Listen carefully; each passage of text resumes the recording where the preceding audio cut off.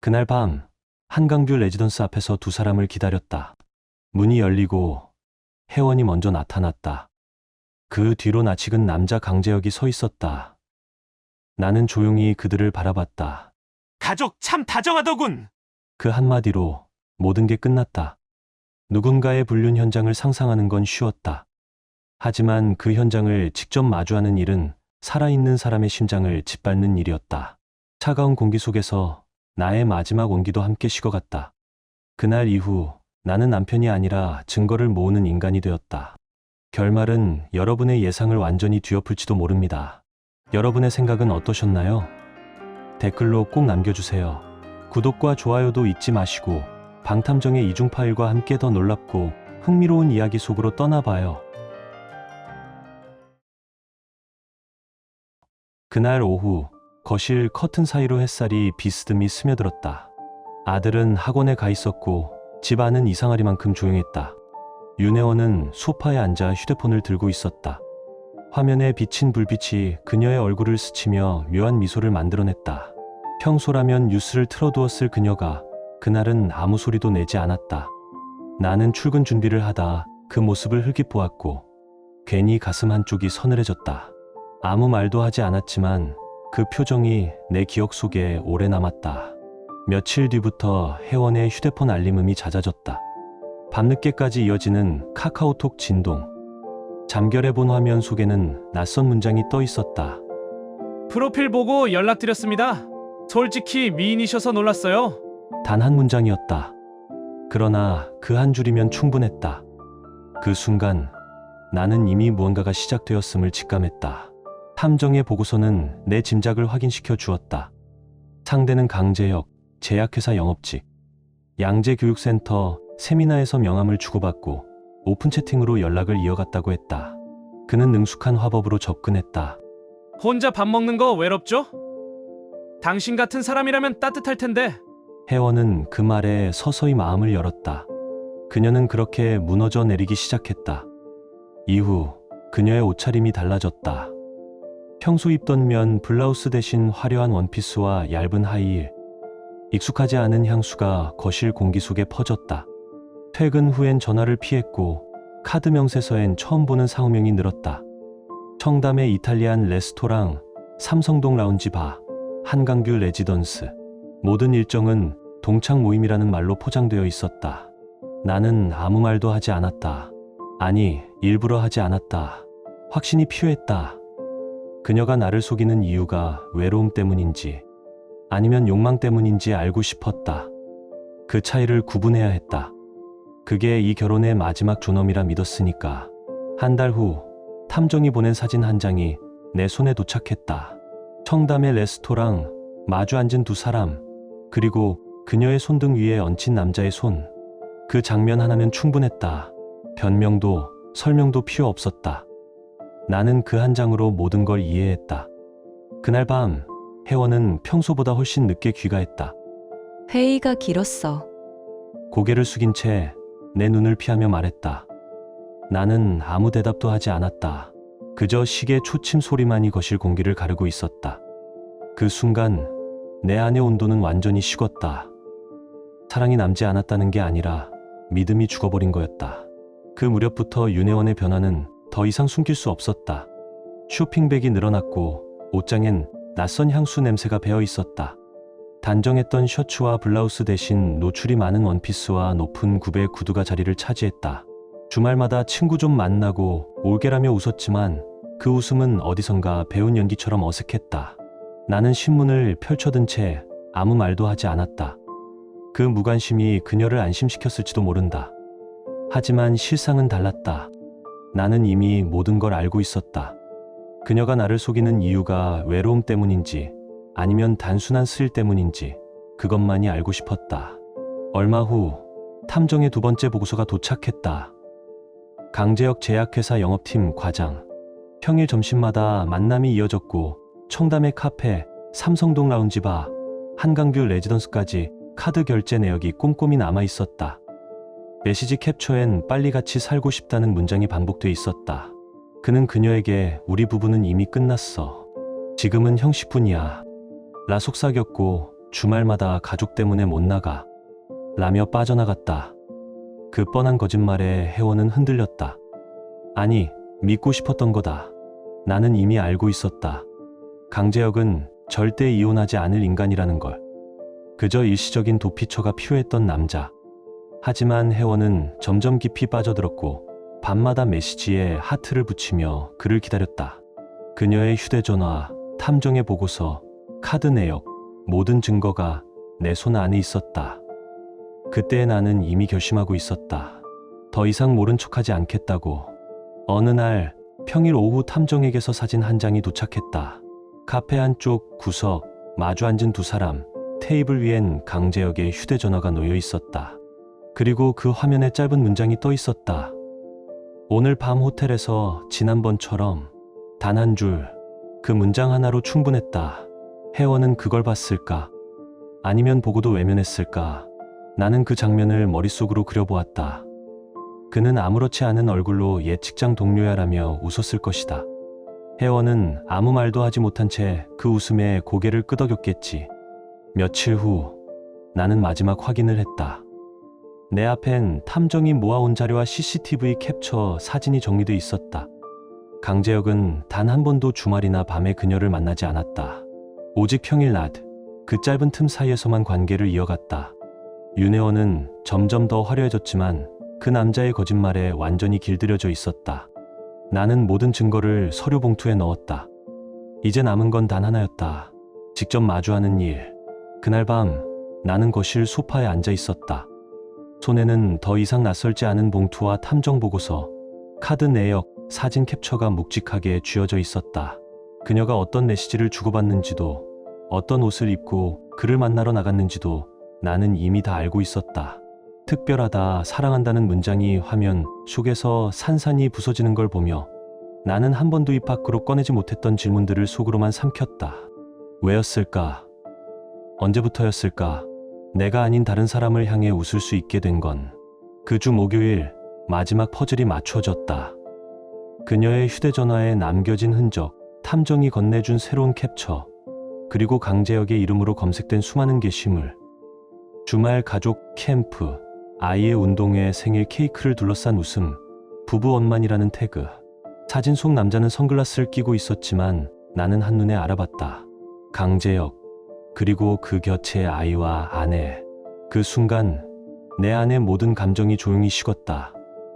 더 이상 머릿속으로만 상상하지 않기로 했다. 이제는 끝을 직접 확인할 차례였다. 엘리베이터의 숫자가 하나씩 줄어드는 걸 멍하니 바라보았다. 마치 내 마음도 그 속도로 가라앉는 것 같았다. 식탁 위에는 아침에 마시다 남은 커피가 아직 식지 않은 채 놓여 있었다. 식은 향이 공기 속에 퍼졌다.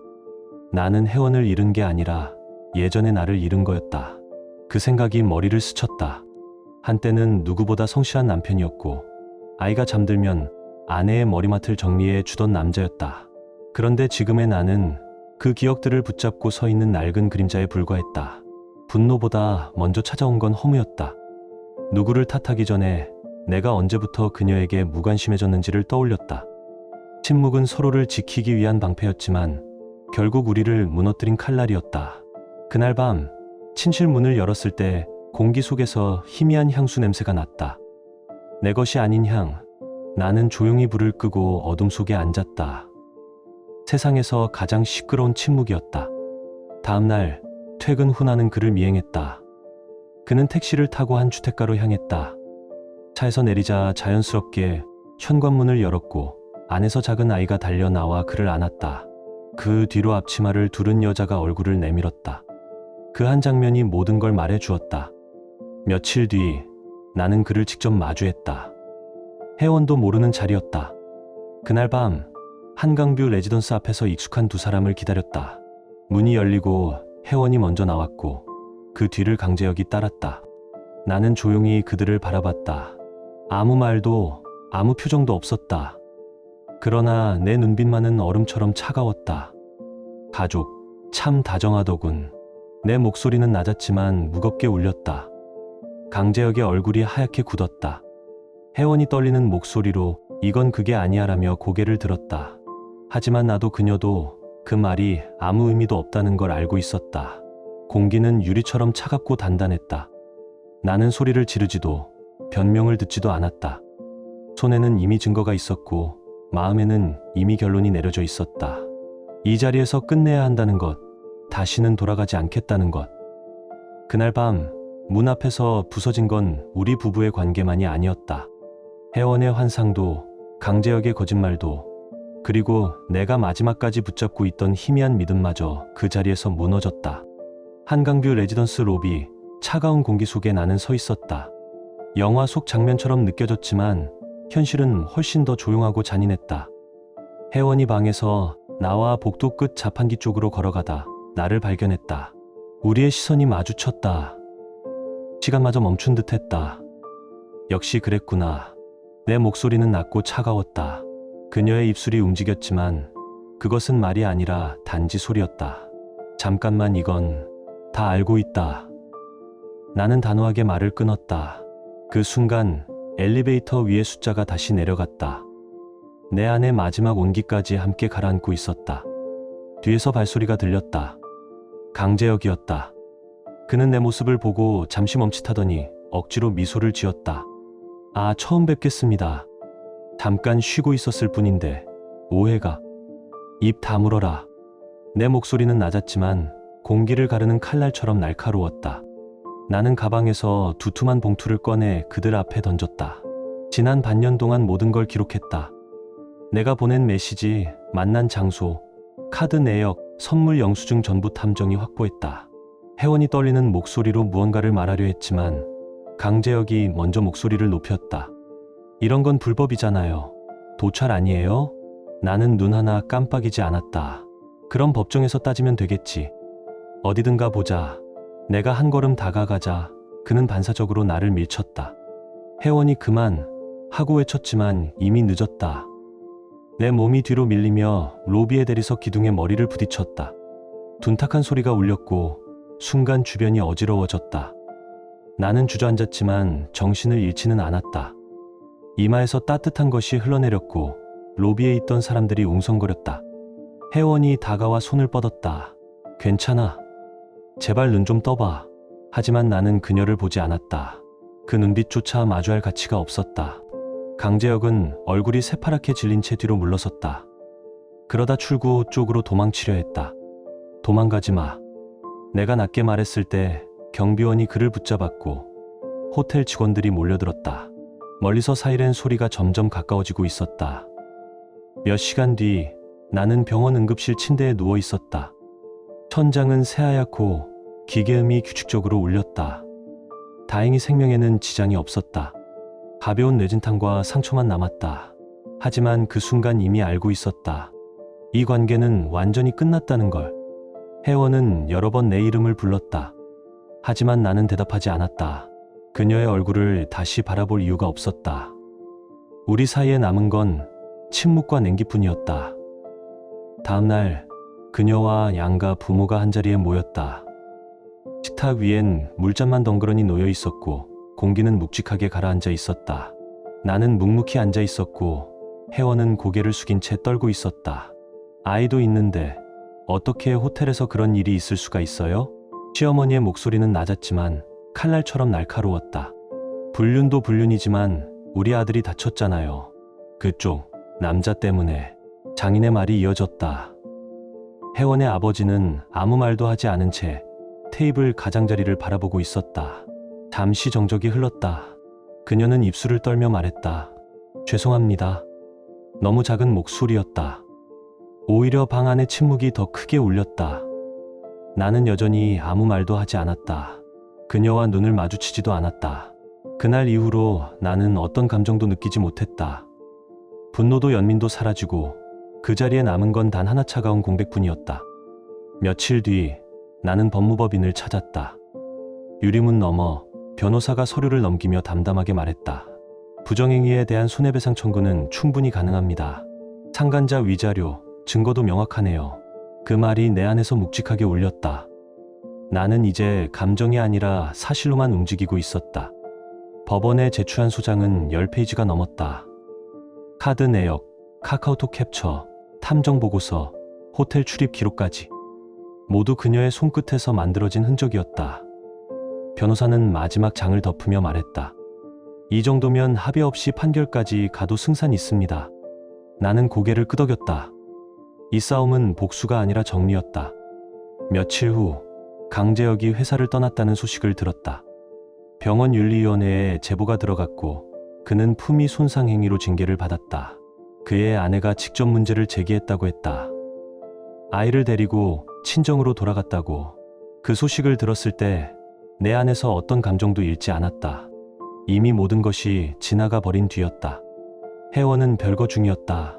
아파트를 비우고 노량진의 반지하 원룸으로 옮겼다. 낮에는 콜센터, 밤에는 편의점 아르바이트. 한때 내 옆에서 향수를 고르던 손이 이제는 고객 불만 전화를 받고 있었다. 가끔은 라디오를 틀다 그 목소리가 들려오는 듯했지만 나는 더 이상 확인하지 않았다. 며칠 뒤 법원은 나의 청구를 전부 인정했다. 강재혁에게는 3천만 원의 상간자 위자료, 혜원에게는 별도의 손해배상 판결이 내려졌다. 판결문을 받아들었을 때 나는 아무런 기쁨도 느끼지 않았다.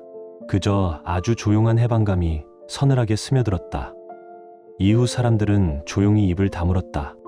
회사 동료들은 그 일을 알고도 아무 말 하지 않았다. 그저 눈빛만으로 모든 걸 이해한 듯했다. 어느 밤 아이가 조용히 물었다. 아빠, 이제 우리 셋이서만 사는 거야? 나는 잠시 말없이 아이를 바라보다 대답했다. 그래, 이제는 우리 셋이야. 그걸로 충분하다. 창밖으로 한강의 불빛이 잔잔히 번졌다. 모든 게 무너졌지만 그 안에서도 남은 게 있었다. 진심으로 지켜야 할 것, 다시는 잃지 말아야 할 것. 나는 커튼을 닫으며 조용히 숨을 내쉬었다. 그날 이후로 단 한 번도 과거를 되돌아보지 않았다. 며칠 뒤 혜원이 내 앞에 앉았다. 그 손끝이 미세하게 떨리고 있었다. 나는 서류 봉투를 꺼내 책상 위로 밀었다. 이건 이혼 서류다. 변호사를 통해 정식으로 진행할 거다. 위자료 액수는 여기 적혀 있다. 그녀는 종이를 들여다보다 눈을 크게 떴다. 4천만 원. 숨을 삼키는 소리가 들렸다. 잠시 침묵이 흘렀고 혜원이 작게 말했다. 알겠습니다. 받아들일게요. 그 목소리는 깨진 유리조각처럼 가늘고 차가웠다. 며칠 후 나는 법무법인을 통해 강재혁의 병원 인사위원회와 회사 인사팀에 모든 자료를 전달했다. 사고 진단서, 탐정보고서, 사진 증거까지. 곧이어 사내망이 들썩였다. 그의 불륜이 한두 건이 아니라는 사실이 퍼졌다. 결혼한 여성들과의 부적절한 관계, 출장 중접대성 만남, 내부 제보까지 이어졌다. 회사 측은 조사위원회를 꾸렸고 며칠 후 그는 품위 손상 행위로 해임 통보를 받았다. 그러나 진짜 끔찍한 건 그가 남긴 파장이었다. 어느 날 나는 인터넷 커뮤니티에 올라온 영상을 보았다. 병원 앞에서 한 여자가 울부짖고 있었다. 제발 우리 가정을 그만 망가뜨려요. 그녀는 강재혁의 아내였다. 경비원이 그녀를 붙잡았고 주변 사람들은 휴대폰을 들고 찍고 있었다. 그 장면은 마치 영화 같았지만 그것은 현실이었다. 나는 화면을 끄고 한참 동안 아무 말도 하지 않았다. 그때 느낀 건 통쾌함이 아니라 공허함이었다. 이제 더 이상 누구도 승리자가 아니었다. 누군가는 무너졌고 누군가는 버텼으며 나는 그저 남은 것들을 정리하고 있을 뿐이었다. 창밖으로 저녁 바람이 불었다. 한강 건너편의 불빛이 점점 희미해졌다. 나는 마지막으로 속삭였다. 이제 정말 끝이다. 그 말은 누구에게도 닿지 않았지만 그 순간 내 안에 오래된 그림자가 조용히 사라졌다. 며칠 후 관련 뉴스가 온라인을 뒤덮었다. 유명 산부인과 과장, 복수의 기혼 여성과 부정행위의 의혹. 기사 아래에는 수백 개의 댓글이 달렸다. 의사 맞아? 인간이긴 한가? 그 안에는 뭐가 됐냐? 이런 사람한테 진료받았다는 게 소름이다. 커뮤니티마다 조롱과 분노가 뒤섞인 글이 쏟아졌다. 퇴출돼서 다행, 돈이면 다 된다고 생각했겠지. 그의 이름은 하루 만에 실시간 검색어 1위를 찍었다. 그날 밤 오랜만에 연락이 온 친구가 있었다. 봤어. 뉴스에 떴더라. 속 시원하지.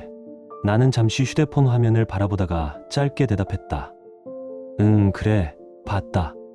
그는 그래도 복수는 성공이네라고 덧붙였지만 나는 아무 말도 하지 않았다. 커피잔 위로 식은 김이 흩어졌다. 누군가는 통쾌하다고 말하겠지만 내 안에서는 아무 감정도 잃지 않았다. 정의가 실현된 게 아니라 그저 모든 게 완전히 끝나버렸을 뿐이었다. 그날 이후로 나는 더 이상 뉴스를 클릭하지 않았다. 며칠 뒤 낯선 번호로 전화 한 통이 걸려왔다. 여보세요? 잠시 침묵, 그리고 낮게 떨리는 목소리. 당신, 혜원 씨 남편이죠? 그 여자, 당신 아내요. 숨소리 사이로 분노 섞인 울음이 새어나왔다. 우리 애가 학교에서 따돌림 당하고 있어요. 남편이 한 짓 때문에 당신 아내가 그걸 시작하게 만든 거예요. 평생 잊지 않을 거예요. 통화는 일방적으로 끊겼다. 그 후로 나는 아무에게도 연락하지 않았다. 혜원은 노량진의 반지하 원룸으로 옮겼다. 좁은 방 안에는 전기요금, 고지서와 라면 봉지만 남아 있었다. 새벽에는 콜센터, 밤에는 편의점 아르바이트.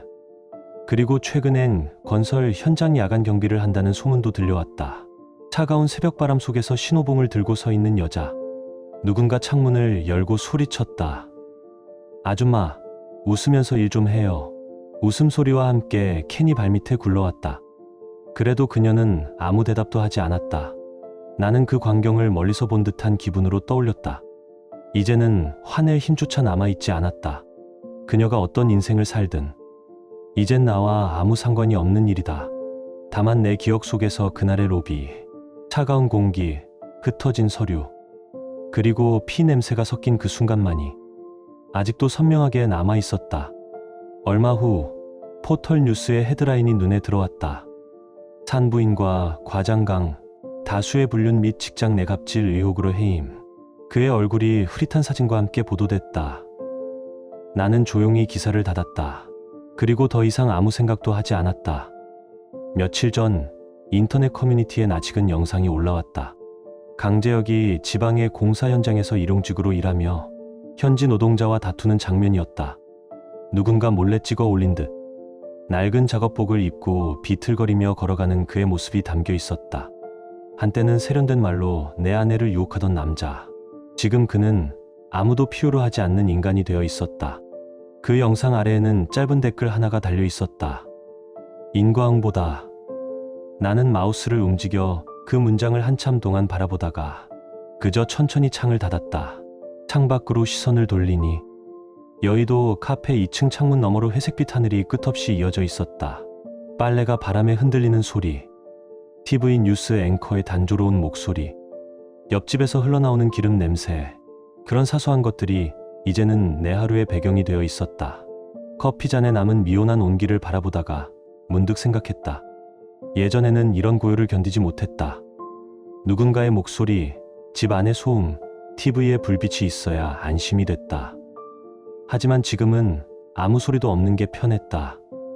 그건 외로움이 아니라 평화였다. 그리고 그 평화가 얼마나 비싸게 얻어진 건지 나는 잘 알고 있었다. 나는 창가에 놓인 작은 화분을 손끝으로 돌렸다.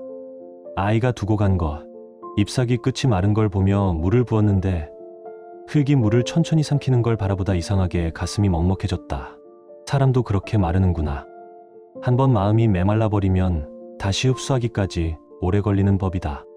문득 혜원의 손끝이 떠올랐다. 언제부턴가 내 옷깃을 다려주지 않던 그 손, 대신 휴대폰 화면을 스크롤하던 그 손, 그걸 볼 때마다 나는 이미 알고 있었다. 사랑은 그렇게 식어가는 게 아니라 다른 방향으로 흘러가는 거라고. 당신과 있으면 편해. 내 아내와는 이미 끝났어. 그 달콤했던 문장들은 결국 독이었다. 그 독을 만든 건 그 남자였지만 삼킨 건 혜원 자신이었다. 지금 그녀는 누구에게도 필요 없는 사람이 되었다. 그러나 그것은 스스로 택한 길이었다. 나는 냉장고에 붙은 아이의 사진을 바라보았다. 다시는 잃지 않겠다. 그날 밤의 다짐이 다시 떠올랐다. 그 다짐은 복수의 약속이 아니라 나 자신을 붙잡기 위한 최소한의 맹세였다. 이제는 그 사진 속 웃음이 내가 살아가는 이유이자 증거였다. 창문을 열자 차가운 바람이 얼굴을 스쳤고 커튼이 천천히 흔들렸다. 한강 쪽에서 불어오는 겨울 냄새 속에 아직도 회원에 향수가 섞여 있는 듯한 착각이 들었다. 그럴 리 없는데. 인간의 기억은 냄새에 약하다. 아직 완전히 잊지 못한 건 미련이 아니라 습관이었다. 이제 그만 끝내자. 그 말은 누구에게도 닿지 않는 독백이었지만 벽 속으로 스며들며 내 가슴 속까지 비워내렸다.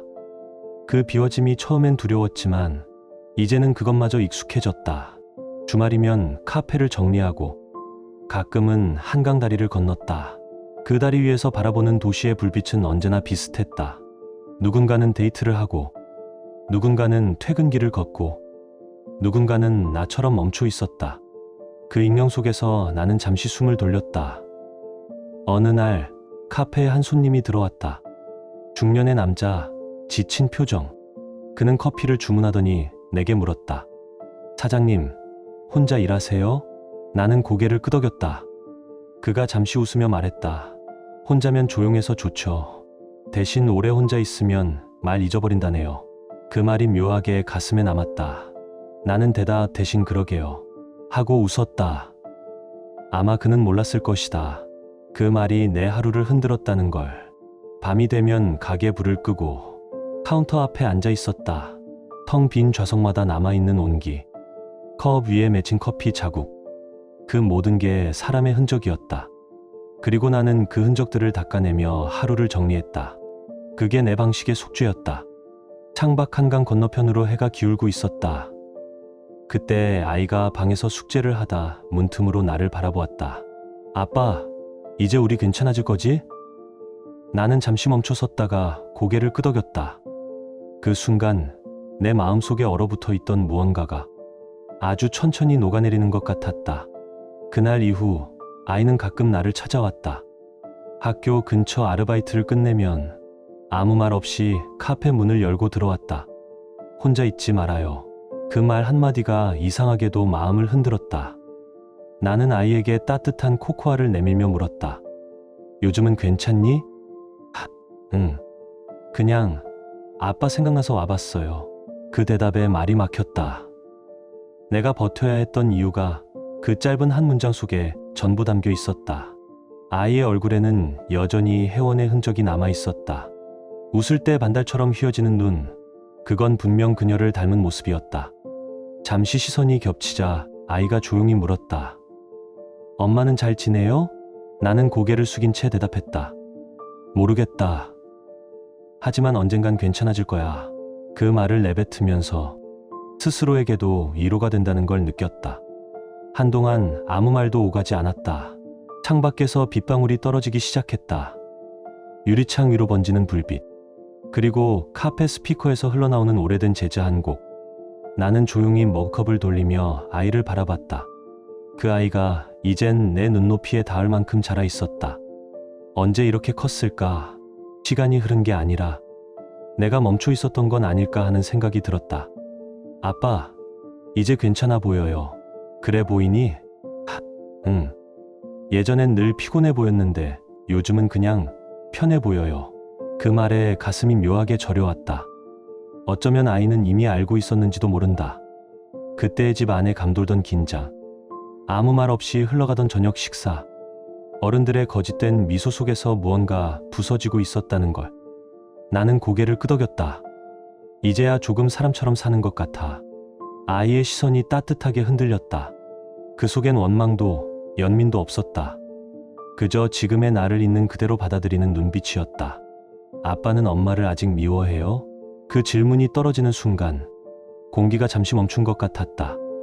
나는 고개를 들어 아이를 바라봤다.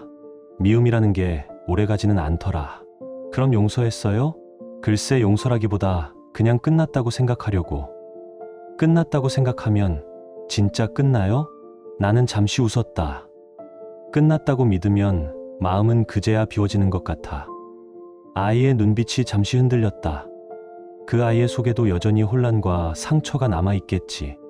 하지만 그럼에도 이렇게 나를 찾아와 따뜻한 코코아를 마시며 웃고 있다는 사실이 내겐 세상의 어떤 위로보다 컸다. 밖에서는 비가 그쳤고 창문 너머 한강 위로 불빛이 퍼지고 있었다. 강물에 비친 불빛이 흔들릴 때마다 내 안의 어둠도 조금씩 정리되어 가는 것 같았다. 아빠, 나 이번에 학교에서 그림 상 받았어요. 그래? 어떤 그림인데? 가족을 그리는 주제였는데 그냥 우리 둘만 그렸어요. 둘만? 응. 엄마도 그리려 했는데 잘 생각이 안 났어요. 아이의 말투는 담담했지만 그 안엔 미묘한 쓸쓸함이 섞여 있었다. 나는 조용히 미소 지었다. 괜찮아. 그게 내 진짜 마음이면 그걸로 충분해. 선생님이 물어봤어요. 엄마는 어디 갔냐고. 그땐 뭐라고 했어? 그냥 바람 같은 거라고 했어요. 잠깐 불었다가 지나간 거라고. 그 말을 들은 순간 가슴 어딘가가 무너져 내렸다. 하지만 동시에 묘한 안도감이 밀려왔다. 아이는 이미 어른이 되어가고 있었다. 누군가를 탓하기보다 그저 받아들이는 법을 배우고 있었다.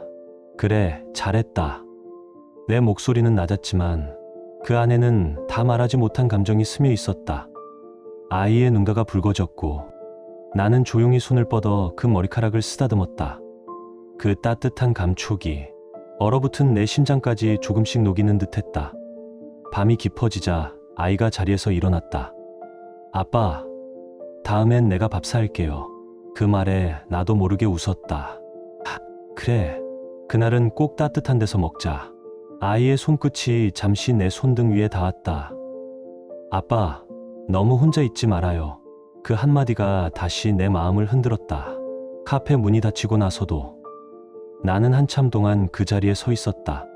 창밖 한강 위로 불빛이 번지고 아이의 자리에 남은 코코아의 단내가 오래도록 카페 안을 감쌌다. 그 향기 속에서 나는 처음으로 진짜 숨을 고를 수 있었다. 커튼 틈으로 스며드는 불빛이 테이블 위 컵에 비쳤다. 그 안에는 아직 미지근한 온기가 남아 있었다.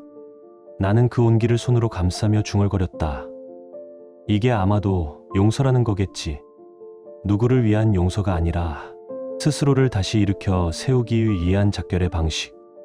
창밖의 하늘은 완전히 어두워졌지만 한강 위엔 여전히 잔잔한 불빛이 떠 있었다. 그 불빛들이 하나둘 반짝이며 내 지난 세월의 조각을 덮어주는 듯했다. 나는 천천히 눈을 감았다. 머릿속엔 여전히 그날의 로비, 차가운 공기와 흩어진 서류, 그리고 피 냄새가 섞인 기억이 스쳤다. 하지만 그 장면 위로 아이의 웃음소리가 겹쳐졌다. 그 소리가 내 안에서 오래 머물렀다. 그래, 이제 됐다. 나는 스스로에게 말했다. 비로소 모든 게 제자리를 찾아가는 기분이었다. 시간은 무심하게 흐르고 한강 건너편의 불빛은 점점 멀어졌다. 하지만 이번엔 이상하게도 그 멀어짐이 두렵지 않았다. 아이가 남긴 코코아 머그컵이 아직도 테이블 위에 있었다. 그 안에는 남은 한 모금의 단내가 퍼지고 있었다. 나는 조용히 그걸 들어 입술에 가져다 대었다. 따뜻하지도 차갑지도 않은 온도. 그게 지금의 내 마음이었다. 끝난 건 사랑이었지만 남은 건 삶이었다. 지금 당신의 마음은 어떤가요? 이야기를 읽으며 떠오른 감정이나 생각이 있다면 댓글로 나눠주세요. 당신의 진심 어린 한마디가 누군가에겐 큰 위로가 될 수 있습니다. 이 짧은 이야기 속에 작은 온기나 잊고 지낸 감정 하나라도 담겨 있었다면 그것만으로 이 이야기는 충분히 의미 있는 시간이었을 거예요. 좋아요와 구독 그리고 공유는 이런 따뜻한 이야기가 더 많은 사람의 하루에 조용히 스며들 수 있는 힘이 됩니다. 함께 해주셔서 고맙습니다. 당신의 하루에도 조용한 평안과 따뜻한 사람이 함께하길 진심으로 바랍니다.